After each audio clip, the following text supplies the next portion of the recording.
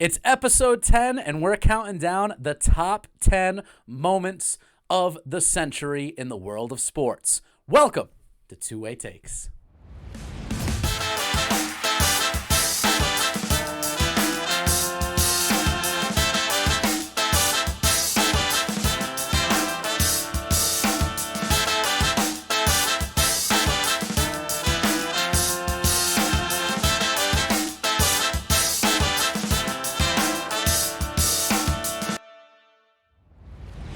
Welcome, everybody, to Two-Way Takes. This is episode 10. I am your host, Matty V, accompanied by co-host and brother, producer Mitch. Producer Mitch, hope you had a great week. Welcome to the show. How you feeling, bud? Feeling pretty good. Ready to do this countdown right. Yes, indeed. So today, in honor of it being our 10th episode here of Two-Way Takes, early on in our young podcasting career, we decided it'd be a fun treat and a fun little deep dive to go over the top 10 moments in the world of sports this century, in the 21st century. So we got a fresh top 10 list. That is going to be the central focus of the episode. And it was a lot of fun. It was a lot of fun going back as we kind of revisited some of our favorite sports moments and some of the biggest sports moments since the year 2000.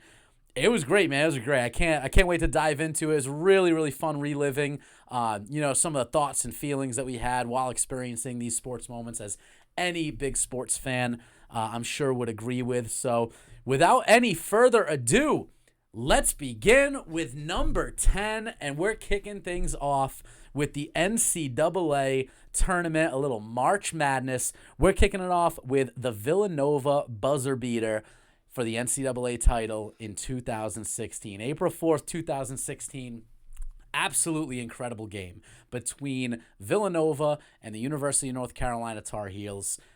Historic moment, not only for Villanova in the way they won, but also the moments leading up, the build up to the eventual buzzer beater by Villanova to raise the title. So, if you remember, UNC was down 10 late in the game, okay? Villanova really was looking to put the game on ice, okay?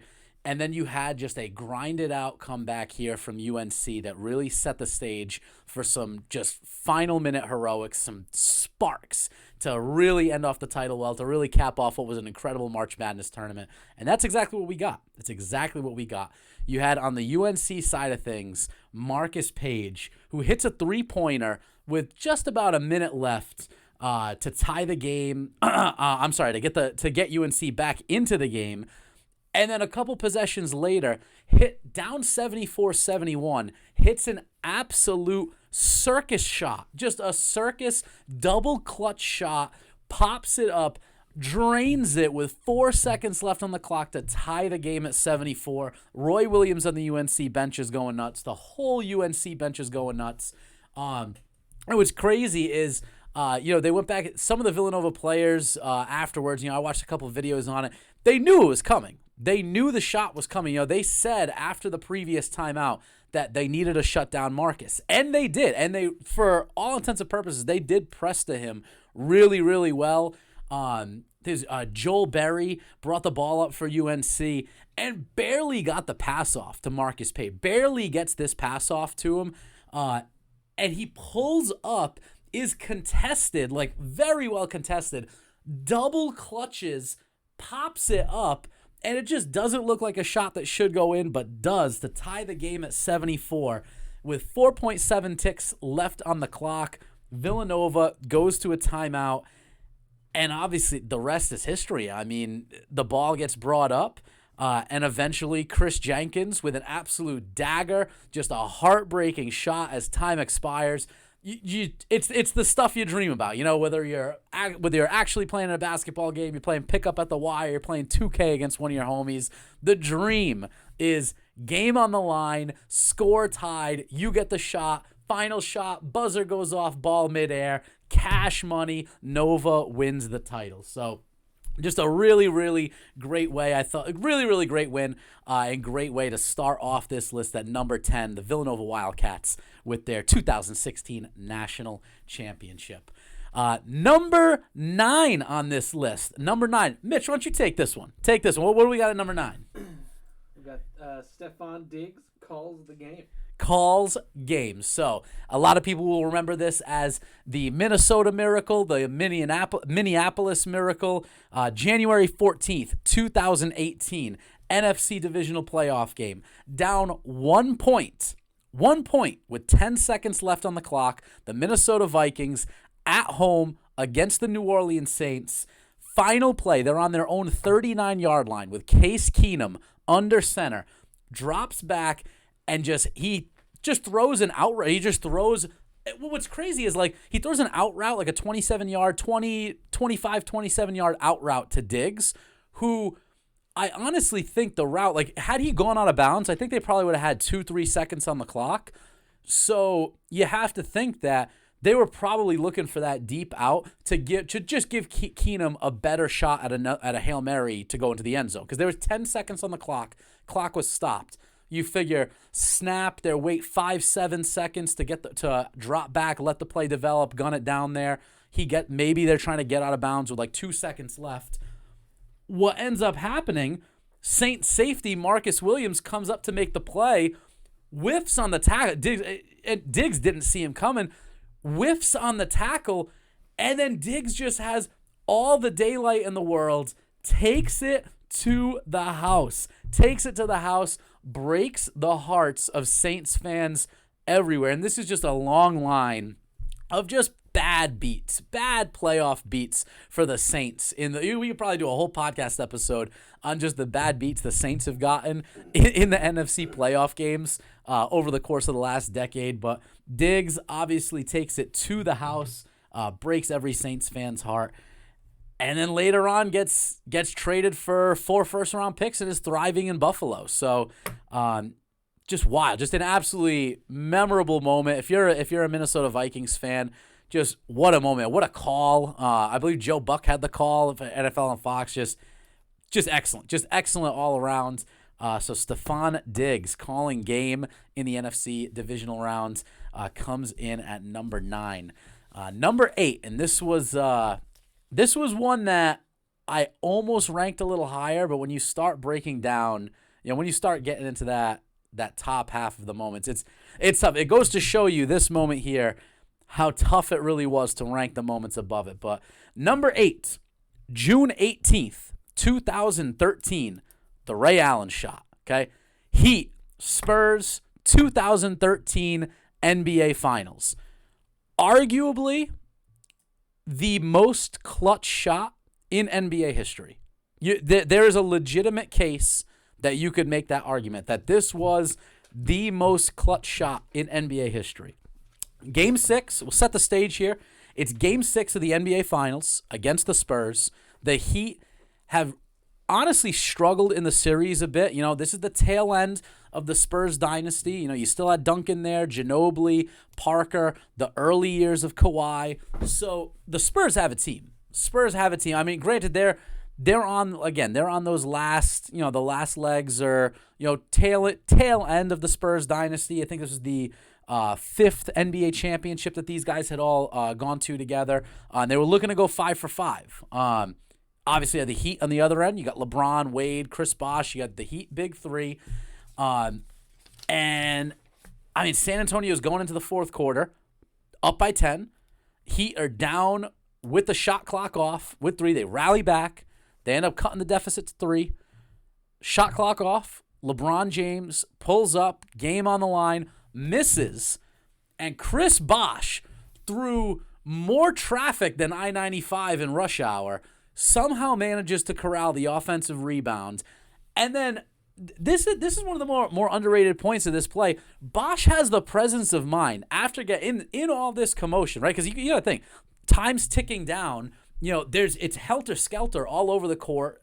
After corralling that rebound, he's got the presence of mind to just, look and find a shoot. He finds Ray and just gives him that little flip, just makes a nice pass to lead him to the baseline, which is underrated, because if he handcuffs Ray with that pass, or if that pass is offline and Ray has to take even a fraction of a second to get reset, Kawhi's blocking that shot, or Ray doesn't get perfectly set outside the 3-point line to make the shot. So kudos to Chris Bosh in that moment. Gets it to Ray. Allen obviously pulls up. You hear the call, the bang, and drains definitely the most clutch shot of Ray Allen's career and probably the most clutch shot in NBA history.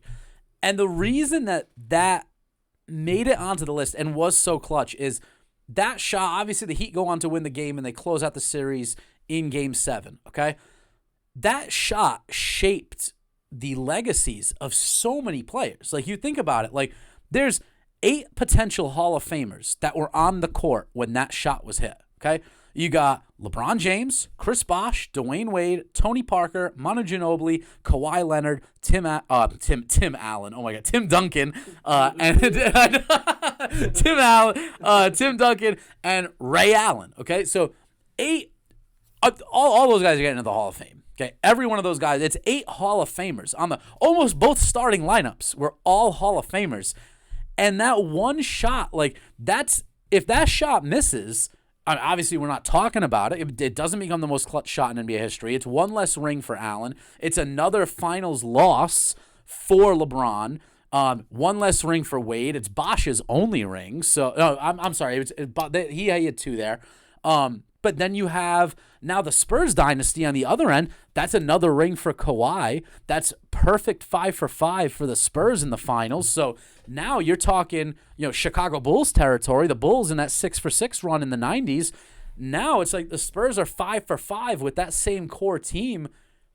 They enter the chat at that point. Obviously it's such a divisive topic talking about the 90s Bulls and how popular they are, but the Spurs enter the chat going 5 for 5, beating LeBron, the way they played, the perfect fundamental style of basketball they played.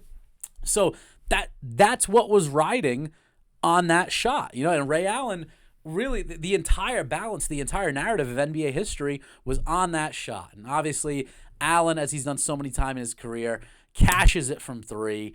The Heat go on, win a chip, and there it is, and that becomes that Spurs dynasty first championship loss, and the Heat go on and they do their thing. LeBron obviously begins really building his legacy towards that Jordan sort of pedestal from there on. All right, number seven, and this is one that's near and dear to my heart. As a soccer fan, but had to include it. Even if you're not a soccer fan, surely any sports fan can appreciate this moment. We're going to rewind to May 13th, 2012, on the final day of the English Premier League season, where Sergio Aguero put the team on his back and won the league in extremely dramatic fashion for Manchester City, delivering a long-awaited title to the Blues. Man City versus Queen's Park Rangers. The title is on the line. Opposing them is Manchester United, who I believe that were playing either Bolton or Watford. No, Bolton was the storyline for QPR because Queen's Park Rangers were in the relegation zone and needed a Bolton loss to be safe. Man United and Man City were jockeying for position. Man City needed to win the game outright. United needed to win to jump 2 points ahead of them. So City needed to win. A City win locked it up. A Man United win and a City draw or loss won the title for United. So what's crazy, Queen's Park Rangers, after getting a red card, actually takes a 2-1 lead in the 66th minute, okay? So City is on the ropes. They're playing a man up after a QPR red card here in the 66th minute, okay? City they're relentless, and QPR is just standing strong, takes it into stoppage time, okay? Queen's Park Rangers takes them to stoppage time, and it wasn't until 3 minutes into stoppage time, the 93rd minute, on a Man City corner kick that Edin Dzeko heads the ball in, and it's just, you feel the life in the state. You really feel like there's a shot, but it only ties the game. So it's 2-2.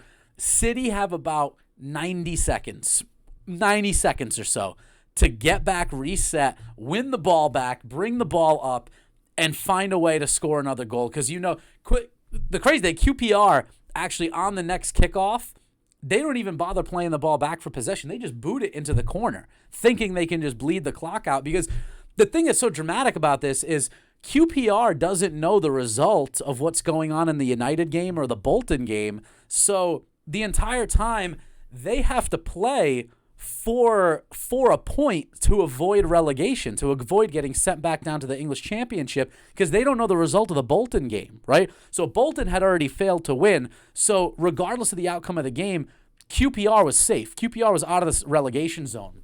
But still, there's that feeling of tension on the QPR side that shouldn't be understated here in this moment. So after the Edin Dzeko corner kick goal to tie it up at 2-2, they just boot the ball down to the corner, and Joe Hart comes out, takes the throw in for Man City, and Vincent Kompany starts moving the ball. It's a bizarre play. City then bobble possession again, and QPR slow rolls the ball up. They end up winning a throw-in on Man City's half of the field. Take their time. There's a really, really fun shot that the camera pans to a Man City fan, and he's got his jersey off. He's banging on the seats in the stadium and all that. And it really is like, you feel like when QPR wins that throw-in in like the 93rd, 94th minute, you really feel like, oh shit, like this is it. Time's just going to run out. They take the throw, lose possession quick, and seemingly like inside the final minute, City wins the ball back. I believe it's Vincent Kompany plays a ball up to Sergio Aguero, who's well beyond the 18, makes a nice little creative feint move, plays the ball to the top of the box, and darts in.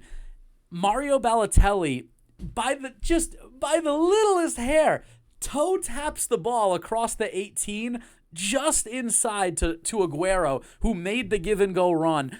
And the call, I wish we bought the copyright just to replay this video, because I promise all of you guys watching or listening right now would absolutely get goosebumps at the thought. I urge you to go watch Sergio Aguero's Man City EPL winner inside the last minute, because Balotelli just toe taps it to him.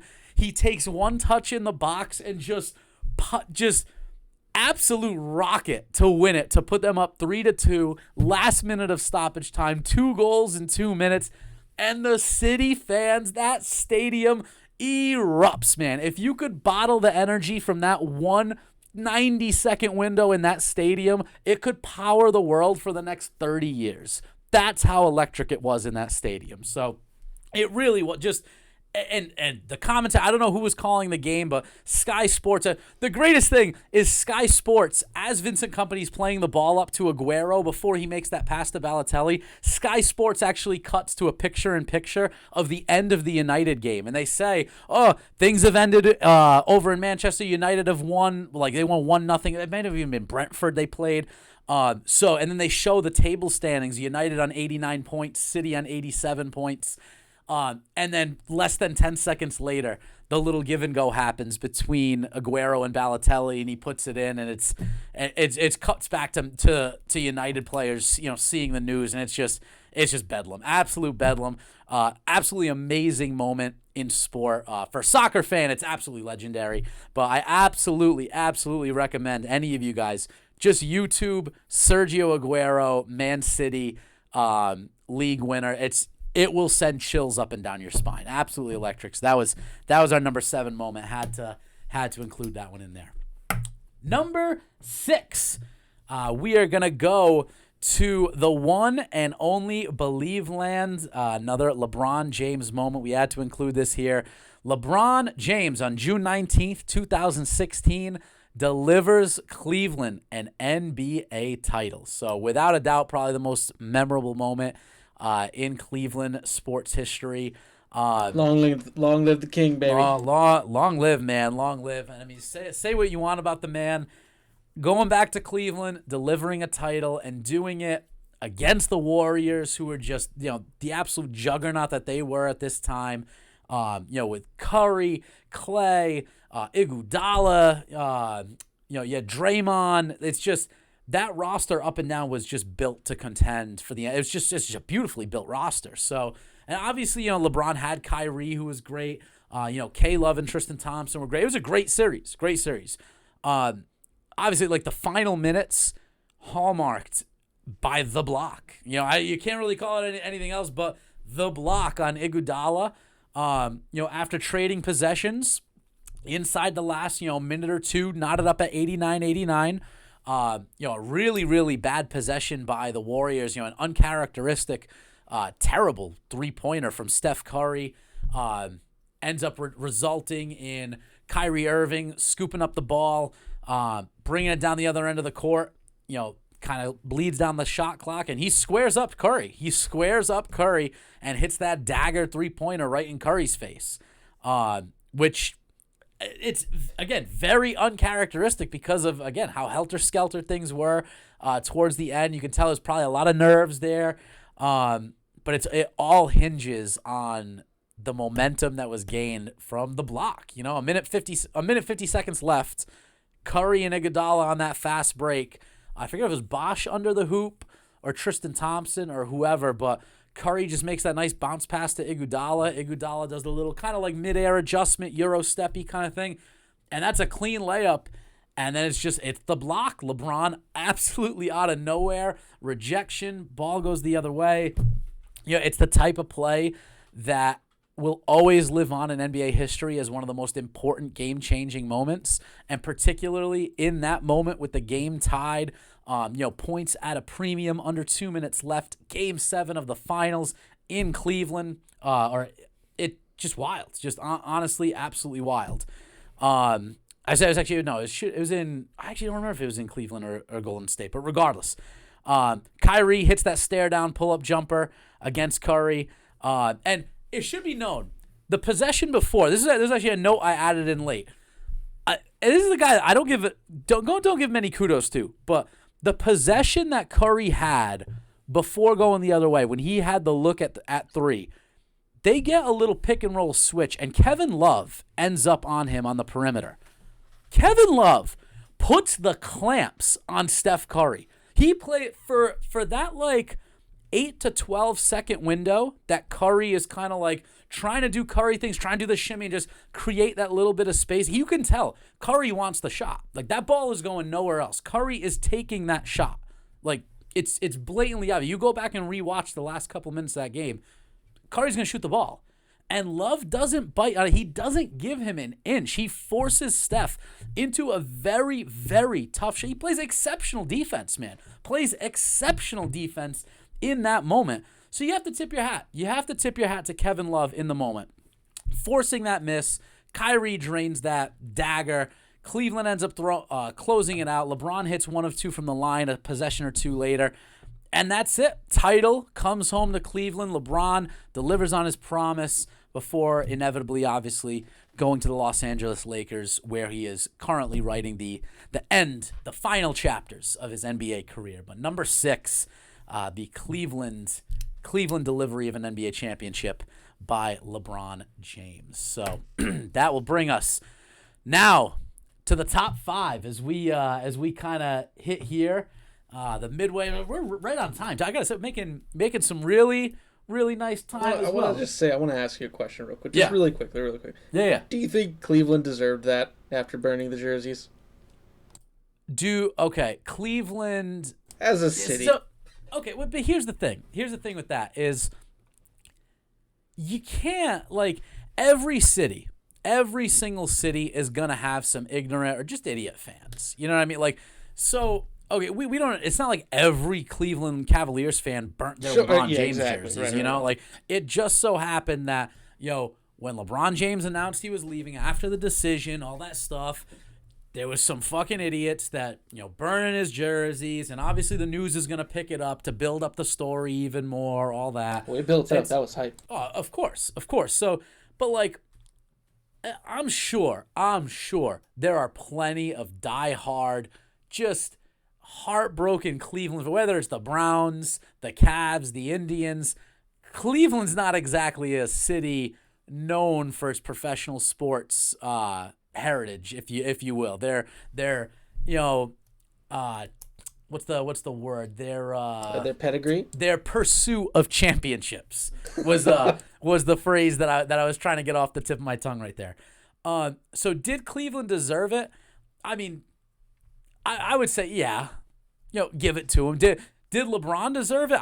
Yeah. I mean, I think I know he's obviously such a polarizing figure in the NBA, but to go back to Cleveland and make it a point to want to deliver a championship to your hometown, to the team that drafted you, made you the number 1 overall pick, put you on the map, to go, say what you want, say what you want about him leaving and chasing a title elsewhere with his friends and stuff, to come back and deliver one, to come back, deliver it, and say, here you go, Cleveland, here's my gift to you.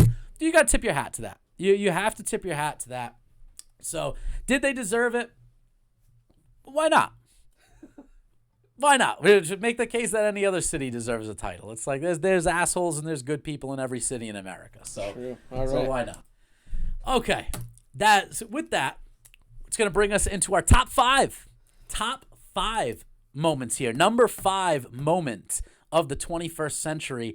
And this one might surprise a few people, but when you hear the story and you hear the ability required to do it, I think people will very quickly warm up to it. Number 5 is the Alex Honnold free solo climb of El Capitan, done on June 3rd, 2017.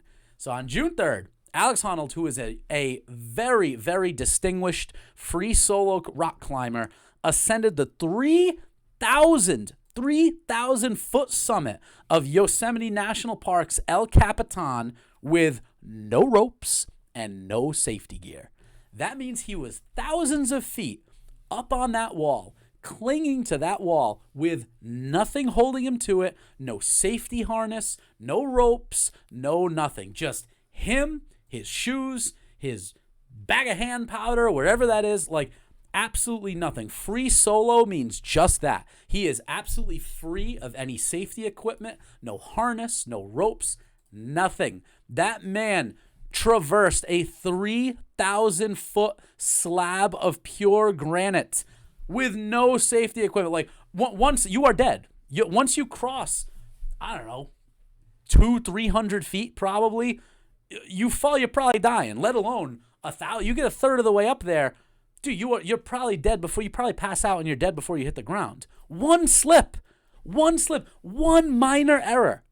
That's how much this man put his life, not his legacy, not his sports legacy, not his pride, none of that. Put his life on the line to achieve one of the most difficult feats in rock climbing history.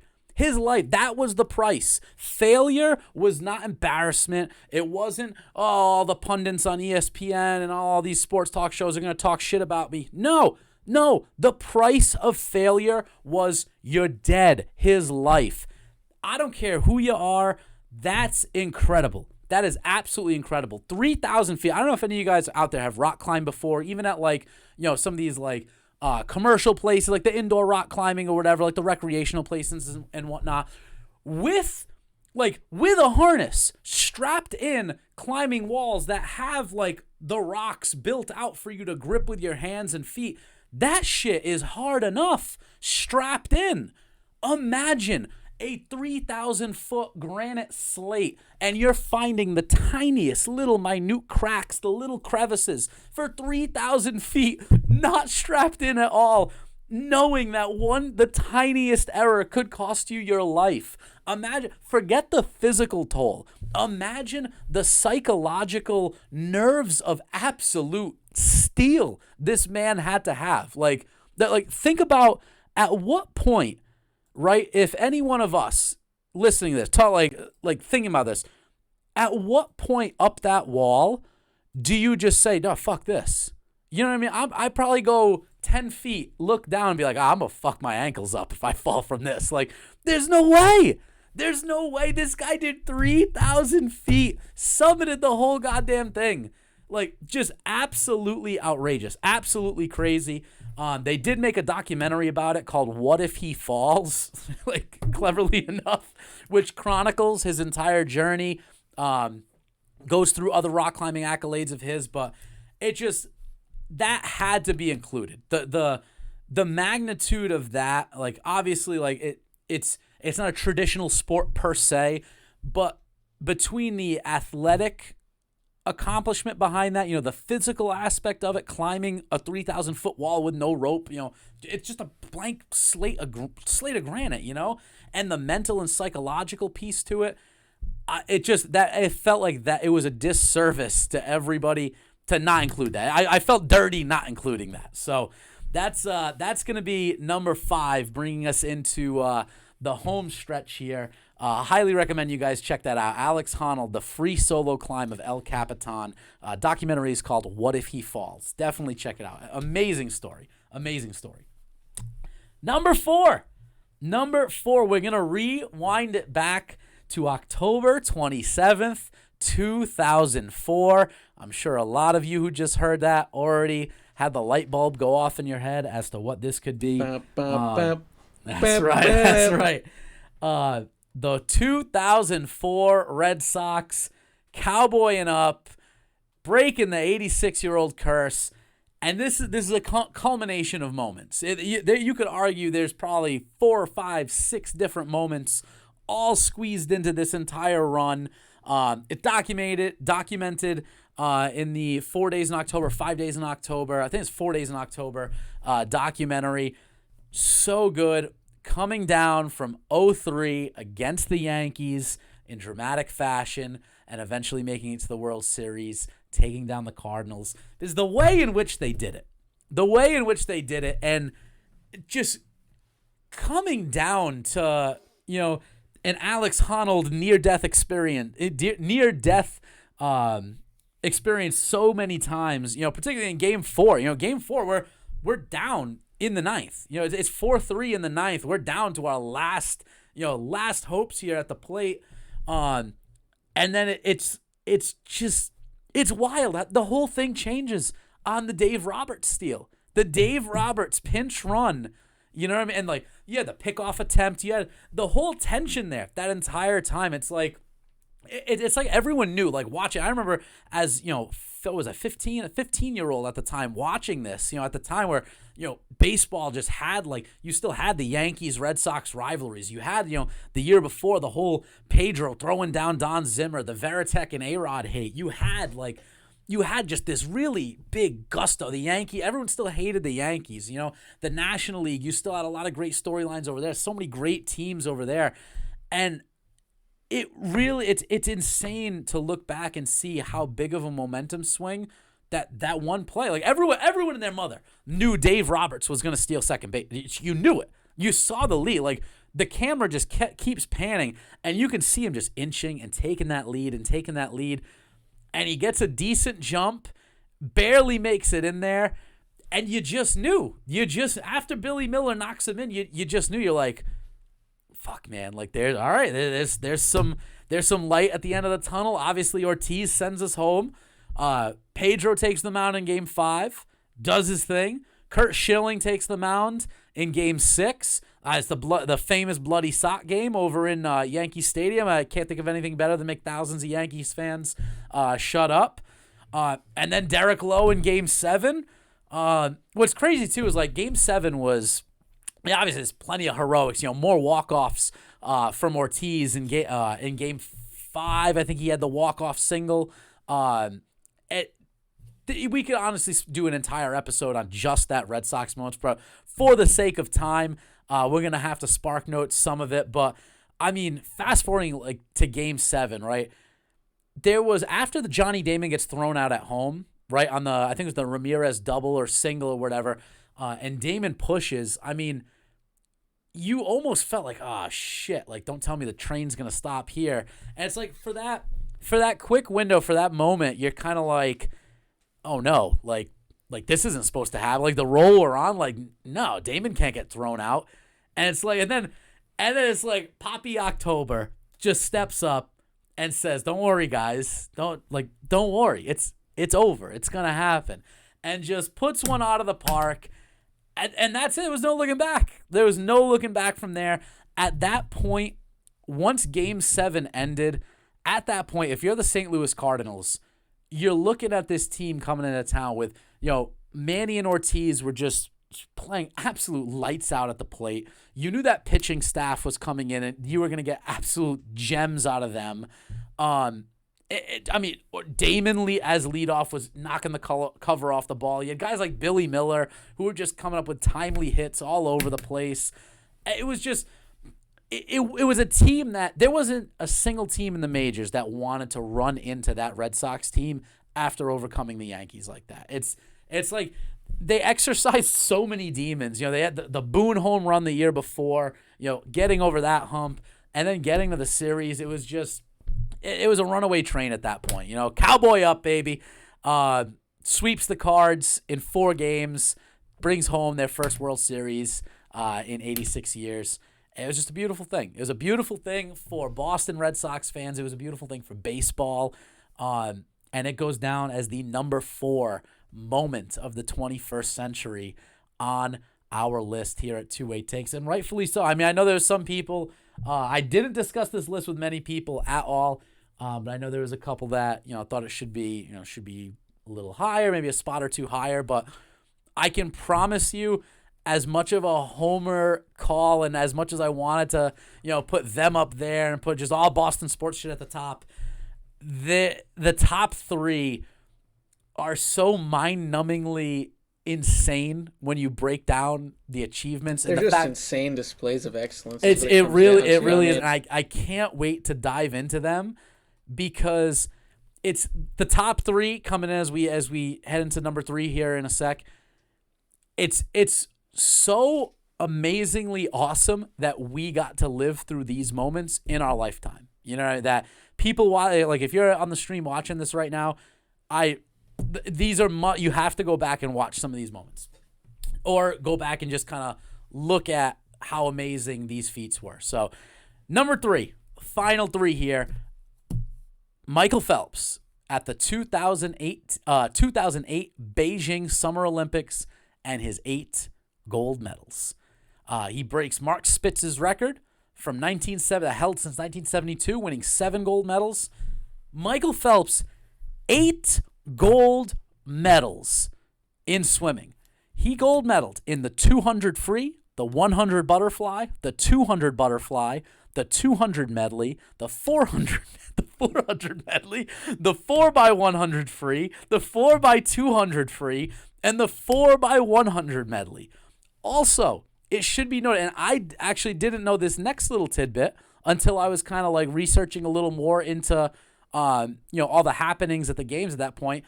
7 of those 8 gold medal victories by Phelps resulted in world record times, not Olympic records. He broke 7 out of the 8 world records. And the 8th, he broke the Olympic record and was off by a hair, going 8 for 8 in gold medals and 8 for 8 in world record times. I don't care who you are. I don't care if you love swimming, hate swimming, anything. 8 for 8. Perfect. And at a world record pace. And in a short span. That's what people don't realize is so crazy about this, is the way the events were staggered. There were some days he swam multiple events in a 24-hour period. I want you to think about that. I want you to think about just the task of competing in an Olympic event, the highest level possible, winning gold, breaking a world record in that event, and then inside 24 hours, doing it again. And now do it 7 more times. I want you to think about how wild that was, okay? So here's a perfect example. He won his 200-meter butterfly, okay? Broke a world record in the 200-meter butterfly, and in less than an hour was back in the pool and swam leadoff in the 4x200 freestyle, where he gave the U.S. a fucking canyon-size lead to set up the gold medal for him. Ryan Lochte, and I forget exactly who there was the sophomore from the University of Texas before closing. Like, he gave them a Grand Canyon-size lead. 60 minutes prior, he won a 200-meter butterfly race. Gold medal, world record time. And then in 60 minutes, hey, Michael, we're going to need you to swim lead in this 4x200. And why don't you go ahead and kick everyone's ass in that too? That's the level of dominance this man was at during the games. It really is like, it's one of those things where everyone hears like, oh yeah, he won 8 golds, but when you dig in deeper and you realize the way in which he won them, staggering, absolutely staggering. Firm number 3, had to put him there above the Sox because it's just an absolute testament of his will to win and his competitiveness. 8 for 8 gold, 7 world records, unbelievable. That will bring us to number 2 on our list of the top 10 greatest sports moments of the 21st century. And number 2 is a man who I would like to think I try to model my personal game after. But we are going to rewind to June 18th, 2000, very early on in the 21st century. But we're going to roll back to the U.S. Open. The U.S. Open at Pebble Beach, where Tiger Woods put on what is typically known amongst professional golfers and golf enthusiasts across the globe as the greatest tournament of golf ever put on by an individual. It is the greatest performance at a major golf event ever. It is. It's ever. The way that golf analysts, other professional golfers, and golfers who are in the field talk about Tiger's performance at the 2000 U.S. Open, it's unlike anything you've probably ever heard talked about in the world of sports. So, and what made it even more the word special doesn't even do it justice, but what really elevated, the lore of this is, the things that were going on. I mean, obviously you had Payne Stewart, who was the 1999 U.S. Open champ, who passed away tragically, not being able to be in the field to defend his championship. You had all the players shooting off balls into the bay prior to the first round beginning as an homage to him. It was the 100th U.S. Open of all time, so the centennial, and it was Jack Nicklaus's final tournament. It was his final U.S. Open. Jack Nicklaus was playing in his 44th U.S. Open. 44, the Golden Bear. Unbelievable. 44 U.S. Open. So it was his final U.S. Open. And the stage was set, man. The stage was set for young Tiger to step up and just take the PGA by the balls. No pun intended. But by the balls he did. Day 1 comes out and shoots an immaculate 65. Just borderline flawless golf. An absolute immaculate 65. Just hits every fairway. Doesn't bogey a hole. Has just a beautiful, just perfectly clean card. And really sort of says to the entire field, hey, you guys better play perfect on day 2, 3, and 4 because I'm here and I'm making a statement. Like that's what a 65 at Pebble Beach at the U.S. Open with those swirling winds and just giant cliffs and the water backdrop. It's unthinkable. It's unthinkable given how difficult that course plays. So not only does he shoot a 65, he goes on to shoot a 69, 71, and 67. Goes under par every round. No player in the field got even close to that. He was the only player in the field to finish under par for the tournament. For the tournament, all 4 days. The only player in the field to finish under par. He won the tournament by 15 strokes. 15 strokes. Imagine stepping on as, all right, it was the year 2000, so there's no way he was more than 25 years old. Like, no way. I know he was much younger than that. I should have looked up his age, honestly, but imagine being like a young 20-something-year-old, like you were in high school a handful of years ago, and you step onto Pebble Beach, known as like one of, if not the most difficult courses in America, in the premier tournament on the tour, the U.S. Open, and you casually shut the field down by 15 strokes? Come on, man. Come on. The turn, like, it could really be summed up in one shot, which was on day 2 on the 6th hole. He had a tee shot, faded it out right, and he was in some terrible-looking rough, okay? Terrible-looking rough. It was the 6th hole. Now, the 6th hole has a massive cliff drop-off that he was staring right at. And anyone who knows Pebble Beach and knows anything about that course, you hit it in the wrong rough over there, it's like a jungle. You are absolutely hacking to get this thing out. He was 202 yards off of the green, 202. Brings out a 7-iron from Pebble Beach rough, snipes it over a tree, up the cliffside, onto the green within 10 feet to 2-putt and save a bird on the 6th hole. And the call for it was something to the effect of, it's just not fair having him in the field, because he was the only one in the field who could make that shot. Imagine hitting a 7-iron from 200 yards out within 10 feet of the green from the rough at Pebble Beach in the U.S. Open. It's one of if not the greatest performances in golf history, and it's number 2 on our all-time list, and deservedly so. Tiger Woods at the 2000 U.S. Open. And that will bring us to number 1.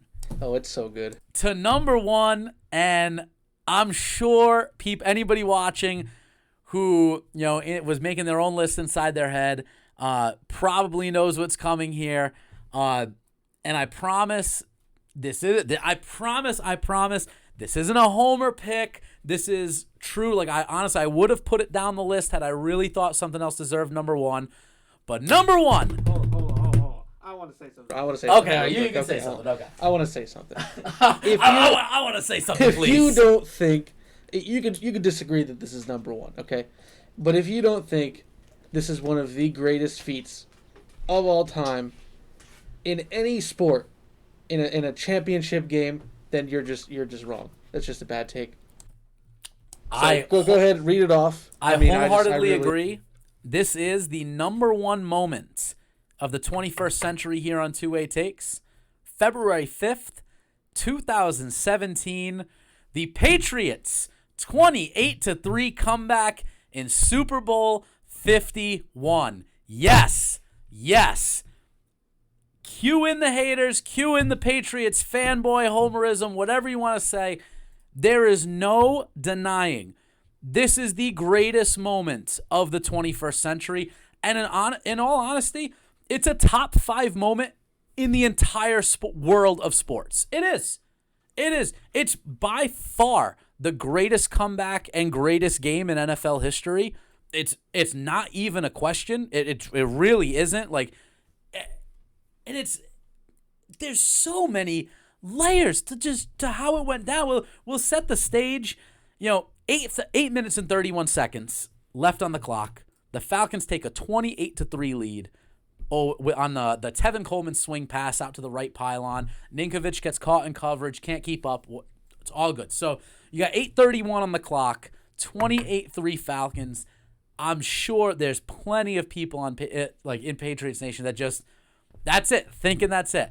And I can tell you for certain, I remember exactly where I was. I was at my best friend's aunt's house in Swansea at a Super Bowl party. Watching the game with his family, a bunch of friends, all that stuff. And I remember the vibe in that room. And I'm going to toot my own horn really quick because I kept saying to everybody, it's not over. You just need one. You just need one drive. You got to just get back in with one drive. I honestly, this is the weight that Tom Brady carries. There are so few athletes in the history of sport that when faced with a predicament like that, as a fan of that team or that athlete, you can look at that specific moment. You can look at that predicament where he gets the ball down 28-3, 8 minutes to go, less than a half a football to play, and you're thinking, realistically, you're actually thinking, you truly believe this guy can make it happen. There are so few. Think about, be honest with yourself and really think, how many athletes do you know or do you love that you could look at them in a moment like that, odds incredibly stacked against them, borderline impossible odds, and you just think to yourself, it's possible. He can do it.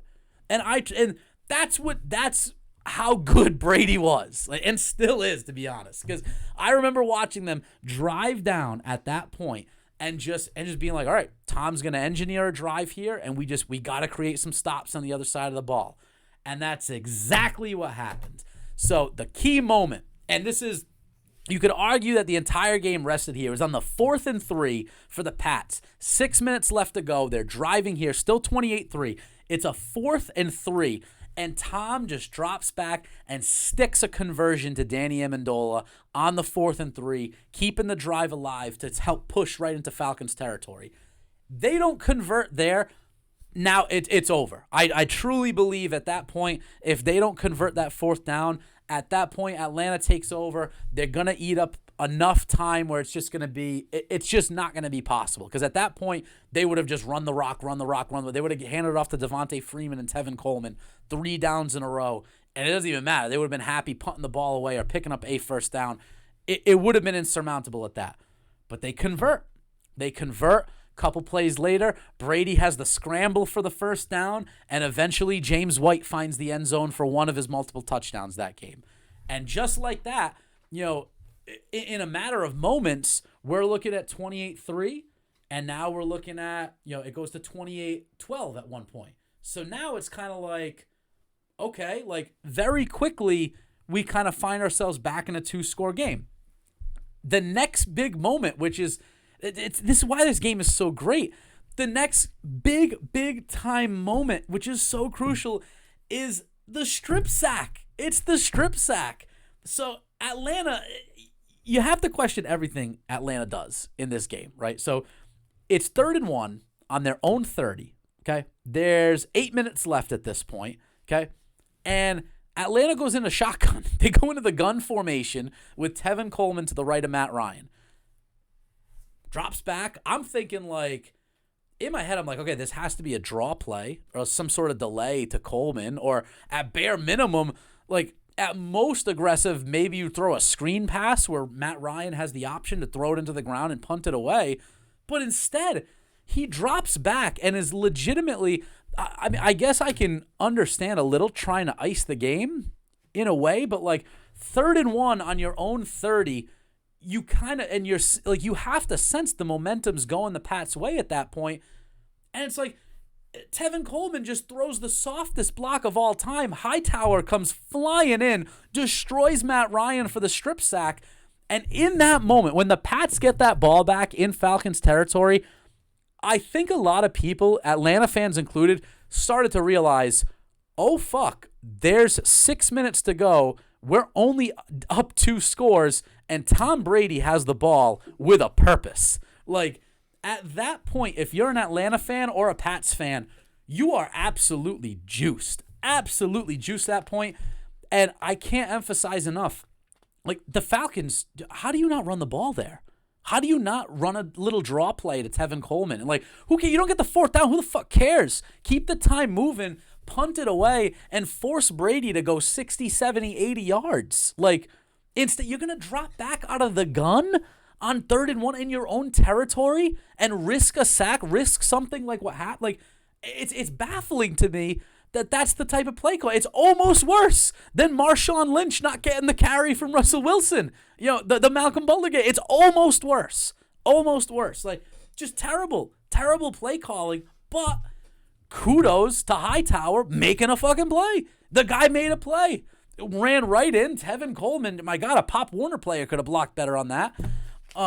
Just rushes in, strip sack, and that's it. So 90 seconds later, the Pats punch it in, convert the 2-point conversion on the James White direct snap, and the follow. Now, here's where it gets extremely juicy. Is the following drive is just one of the greatest catches I've ever seen as a football fan. It's the sling from Matt Ryan to Julio Jones, down the sideline. And poor Eric Rowe, man. Poor Eric Rowe gets pseudo-mossed, posterized, whatever you want to call it on this play. Eric Rowe had Julio in just insanely tight coverage. You couldn't have covered Julio Jones any better than what Eric Rowe did on that play. You really couldn't. So, and Julio just makes this circus grab that only he could make in literally the only little tight window that ball could have been. Anywhere else, that ball is either tipped, intercepted, or just out of the reach of Julio Jones. But it just made it into that window where Julio hauls that in, gets the toe tap. even Aikman and Joe Buck couldn't fucking believe it that he brought that in.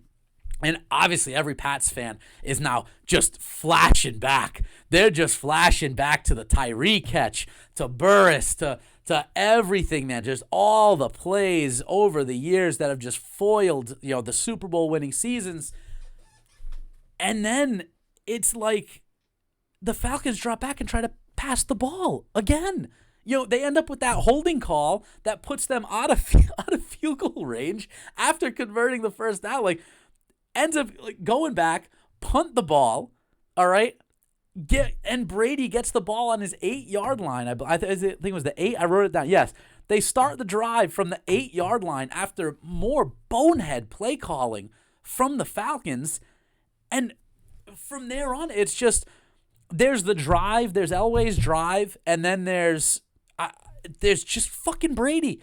92 yards for 8 points. Game on the line, Super Bowl on the line. You had the Edelman catch, the Edelman triple clutch catch that Joe Buck and Troy Aikman were ready to go home after that. They couldn't believe what they were seeing at that point. Just everything. And the linchpin of all of this is Brady is sitting back in that pocket, and it's death by 1,000 paper cuts. It's Chris Hogan, Malcolm Mitchell, Danny Amendola, Jules. He found everybody. It was a masterclass in how to play the quarterback position. It really was. It was an absolute masterclass. And the rest, as soon as they punched that in, you knew they punch it in. They convert the 2-pointer on the little Amendola bubble screen play to send it to overtime. And the second they lost that coin toss, the second that, I forget if it was McCourty. Was it McCourty you called it? No, it was Matthew Slater. The second that he calls heads and that coins heads and they call for the ball, everyone knew it was over. You had to know. You just knew. You knew it was done. You knew there was no shot. Matt Ryan was not touching that ball again. You knew there was absolutely no shot. And sure enough, sure as shit, Brady just picks it back up where he left off. They drive down, complete the greatest comeback in Super Bowl history, in NFL history, arguably sports history, and that's it. It's the whirlwind and roller coaster of emotions, the just fine details that were executed, the excellence, the focus, the Edelman catch, James White on every play, the offensive line making sure that Brady stayed up and kept a clean pocket while down, 20 plus points, to still have the gusto to play and block and grind out every fucking play it's an absolute just masterclass by Brady on the quarterback position and masterclass in coaching and in team, just overall team, stick with it till the end, see the game out. It was beautiful, man. It's watching. That's probably is a 14-minute clip on YouTube that just takes you through from the moment Tevin Coleman scores to make it 28-3 all the way through the end. And if that shit doesn't get you ready to run through a brick wall, especially if you're a Pats fan, you got to check your pulse because you might be dead. Number one moment of all time in the 21st century, the 2017 Patriots Super Bowl 51 comeback win. That is, I will say, we did have a few honorable mentions here that did not make the cut. Really wanted to include them, wanted to give them at least a little bit of love. The 2006 Rose Bowl comeback, led by Vince Young against USC, absolutely electric.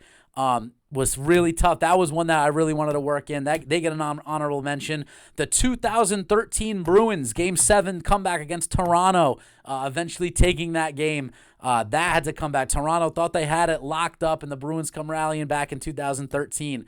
The New York Giants upsetting the Patriots' perfect season in the Super Bowl. The Tyree catch, of course, that almost made it on there. Maybe there was a little homerism by me leaving it off the list. That one would have hurt to dissect. You had the Mario Götze World Cup winning goal for Germany. Big moment for the Germans in World Cup history. And then the Cubs World Series curse break. That was another one that was honorable mention there. Almost made the cut, but wanted to give him a little love anyway. But that is going to do it for our top 10. Let's wrap things up, Mitch. Let's tidy this up, put a bow on the episode with a little buy or sell, and let's go watch the Bucks and Cowboys. Sounds good. Let's kick it over right now. So what do you think? Are they up by double digits tonight?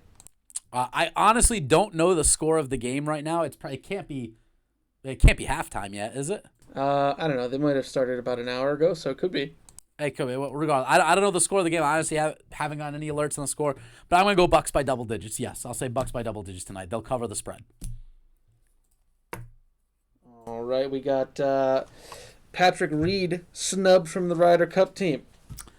I am selling that because, and I'm selling it in a way that I don't think anyone should really be that upset over it. I mean, Steve Stricker was captaining the team. He did say it was a really tough decision, and not for nothing, a couple weeks earlier, Patrick Reed checked himself into a hospital saying his life was genuinely in danger.